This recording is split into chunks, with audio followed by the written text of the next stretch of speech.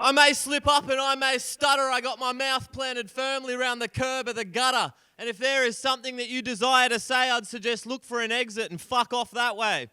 I'll keep it simple, do my best to be sweet, but if your name's got a vowel, could you look at your feet and keep your eyes planted there? 8 minutes for me. If I'm ever impolite, then please excuse my mouth of spite. If I come across as crude, I promise you that much is true. I'm the incurable disease that you now consider sacred. The car you bought, it once had worth, but it's since depreciated. We'll give it a name, call it disassociation, or an absurdly affectionate act of public masturbation. I'll leave that one up to you. First one's a true story. I was dancing with a dying horse, but my DJ lost his power source. Well, we tried another discotheque, but they wouldn't cash my pony's checks. So we went back where there was no music, just interspecial psychic movement. We thinned the crowd to no surprise. I watched that pony come alive. We moved like it was 1960. In the heat of it all, I think she bit me, but I shrugged it off. We carried on, for we had found our Babylon, where the morbid tune of death's decree had grown all but silent, at least to me. I forgot tonight that I'm not the one blowing kisses to that reaper's gun. Although Horsey assured me that she'd had her fun, I struggled with the thought that our time was now done.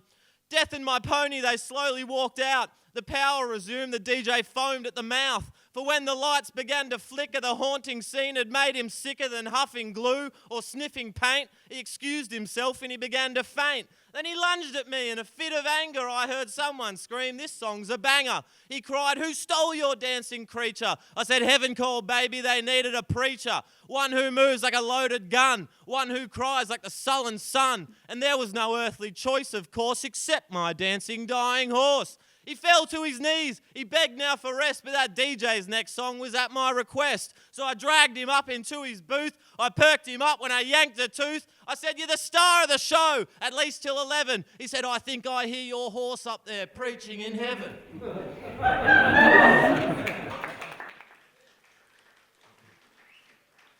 There's some interesting characters around these parts. You know, I saw the local mushroom shaman's son the other day out on his new Harley Davidson. He threatened me with the bikies boot, but the only leather I saw were his Catholic school shoes and a purse to hold a gram or two of his father's famous shrooms.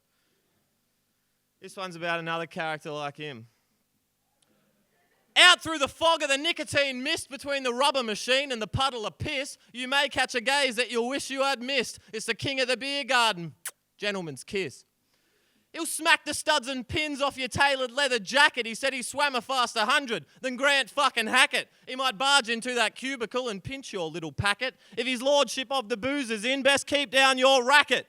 He was invited to Libya by Colonel Gaddafi. In Thailand in 2004, he swam right under the tsunami. He built a rural farmhouse using only origami and stole a piece of loincloth from the waist of Gandhi. They're writing up his tab. He thinks it's all just on the house. They even offer him free meals because he eats like a diseased mouse. He's got two options on the jukebox, Janis Joplin or Tool. If he sees you win on the pool table, it's not long till you look a fool. He told Mike Tyson to his face that he was nothing but a coward. He stole the crying jag and smack from Roland Bloody Howard. He was a patched-in member of a chapter of the Finks, but he said that they were nothing but a wine and pack of twinks. He wrote Waterloo Sunset as a favour to the Kinks and did a pilgrimage to Egypt, squatting in the Sphinx. The physical description sure well fits him. There is no prescription that could possibly fix him. His ticker's up the wall. His lungs are black and spent. You swore your cigs were on the table. Now you don't know where they went. He takes it one day at a time. He's never planning for tomorrow. And he don't suppose that you by chance have a redback he could borrow. The coppers want him for murder, but you know they'll never charge him. He's the sweetheart of the rodeo, king of the beer garden.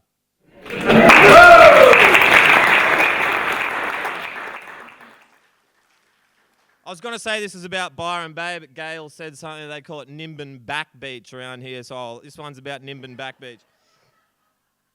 This place is full of peeping toms, shiatsu massages and sing-alongs, drongo bums playing bongo drums with trust funds worth mysterious sums. Virtue signalling, vertebrae stiffening, shiveringly triggering and sickeningly crippling. Flightless birds, plightless turds, raw bean curds with a sense of self-worth. Endless drama with talks of karma, a preschool diorama of self-indulgent dharma. Chicken parmesanas playing the songs of Santana where Sinatra's survived by a dried-up sultana.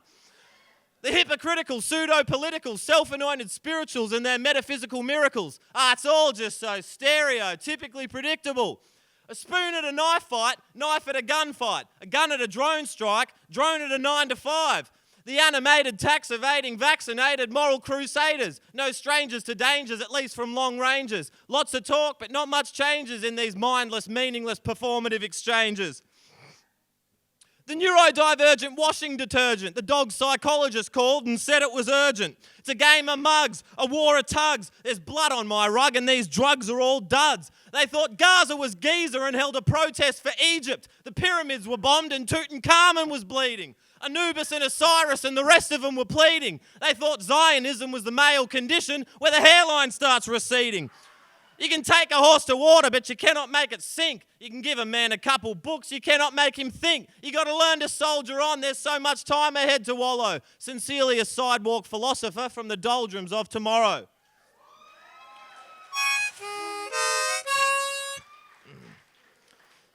Last one, my favourite man in the world, the tax man. I've got a letter in the mail, seems my books are in arrears. The Axeman wants a word with me, it's the sum of all earthly fears. Well, where the bloody hell should I go off to hiding? Spend a few months trying to plot a scheme that'll lead to subsidising. Because I don't think he plans to go away, so my petty little lies are best kept at bay. I tried my luck and I guess I failed, tax evading the Axeman. Well, I'm still scrubbing mould from the last fucking flood. Now the dog's got a disease from some fungus in the mud. The doctor said I've empty veins, barely any blood. Now the Axeman's banging at my door with a foul, ungodly thud. He's got inquiries where my money's getting spent. For the last 100 that I earned, I haven't seen a fucking cent. The real estate's informed me of an increase in the rent. At this rate, next month I'll be by the river in a tent. It's painstakingly frustrating out here tax evading the Axeman. And it may be so that I've cheated the system, but my toilet's got no water. There's a leak in the cistern. I thought all of my answers lied in Eastern mysticism, but the Axeman's locked old Buddha up to rot away in prison. And you see my bung knees been playing up on me, so I was forced into withdrawal of my cryptocurrency. Now he wants double that withdrawal for the taxes, for the fees. I'd be better off an amoeba floating out at sea. So much for the revolution where the humans become free. It's painstakingly frustrating. Back-breaking with a fax waiting out here tax evading the Axeman. And what other country taxes booze and smoke so high? There's too many dirty fingers pulling filling from my pie. And they say it's for my health, but God knows that's a filthy lie. Let me bite my tongue on the funding of a current genocide. And don't get me started on the French submarines, the Adani company or the pokey machines. The rich pricks getting tax cuts while I eat from cans of beans. I'm not pretending that I'm homeless, I'm just living within my means. And I'm contemplating migrating because it's painstakingly frustrating. Back-breaking with only death waiting, tax evading the Axeman.